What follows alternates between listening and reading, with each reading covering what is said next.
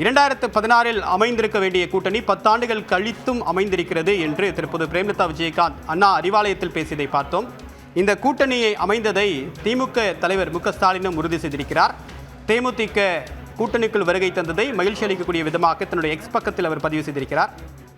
இது தொடர்பாக தன்னுடைய கருத்துக்களை பகிர்ந்து கொள்வதற்காக காங்கிரஸ் கட்சியின் மூத்த தலைவர் திரு பீட்டர் அல்போன்ஸ் நம்முடன் இணைகிறார். சார் வணக்கம். திமுக கூட்டணிக்குள் தேமுதிக வருகை தந்திருக்கிறது. இந்த கூட்டணி உறுதி செய்யப்பட்ட விதம் பற்றி உங்கள் கருத்து என்ன? இந்த கூட்டணிக்கு எந்த அளவுக்கு வலிமை சேர்க்கும்? இந்தியா கூட்டணி மேலும் மேலும் வலிமை பெறுவது குறித்து உள்ளபடியே எல்லோரும் மகிழ்ச்சி அடைகிறோம்.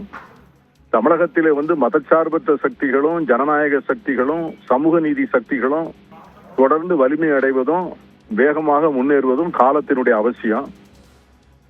ஒரு மத அடிப்படையிலான ஒரு வகுப்புவாத அரசியல் தமிழகத்தை விழுங்க திட்டமிட்டிருக்கிற சூழ்நிலையிலே இதை போல ஜனநாயக சக்திகள் ஒன்றிணைவது என்பது ஒரு மிகப்பெரிய வரவேற்கக்கூடிய அம்சம், பாராட்டக்கூடிய ஒன்று. ஆகவே நம்முடைய முதலமைச்சர் அவர்களுடைய முடிவை, அவர்களுடைய தீர்மானத்தை ஏற்று இன்றைக்கு இந்த அருமைக்குரிய கேப்டன் விஜயகாந்த் அவர்களுடைய இயக்கத்தினுடைய நண்பர்களும் தோழர்களும் நம்முடைய இந்தியா கூட்டணியிலே சேர்ந்திருப்பது குறித்து மிக்க மகிழ்ச்சி, பாராட்டுக்கள். சார், இப்ப தேமுதிகவை பொறுத்த வரைக்கும் அதிமுகவும் அந்த கூட்டணி எதிர்பார்த்தது, திமுகவும் திரைமறைவில் பேச்சுவார்த்தையில் ஈடுபட்டிருந்தது. எந்த அம்சம் தேமுதிகவை திமுக கூட்டணி பக்கம் ஈர்த்தது? அரசுடைய செயல் திட்டங்களா, இல்ல பாஜகவுக்கு எதிராக பல விஷயங்கள்ல சமரசம் இல்லாத நிலைப்பாடா? எந்த விஷயம் திமுக பக்கம் வருவதற்கான இந்தியா கூட்டணிக்கு வெற்றி அடைவதற்கான இருக்கின்ற பிரகாசமான வாய்ப்புகள், இந்த பிரகாசமான வாய்ப்புகளை நிச்சயமாக தேசிய திராவிட முற்போக்கு கழகம் கருத்திலே கொண்டிருக்கும். இந்த கூட்டணியில் இருந்தால் நிச்சயமாக மிகப்பெரிய வெற்றி அடைய முடியும் என்பதை அவர்கள் நிச்சயமாக அறிந்திருப்பார்கள். அதே நேரத்தில் இந்த கூட்டணி முன்னெடுத்து செல்கிற கொள்கைகளிலேயும் அவர்களுக்கு உடன்பாடு.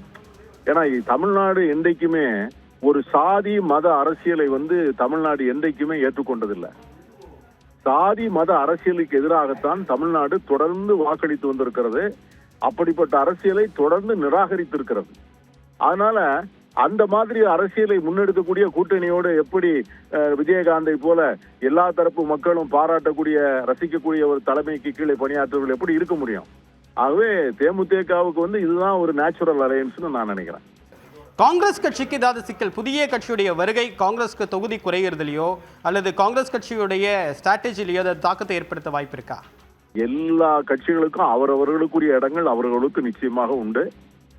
அவர்களுடைய தேவைக்கு அவருடைய தகுதியான இடங்கள் கூட்டணியில எல்லாருக்கும் கிடைப்பதற்கு நிச்சயமாக ஏற்பாடு செய்யப்படும் என்றே நான் நம்புகிறேன்.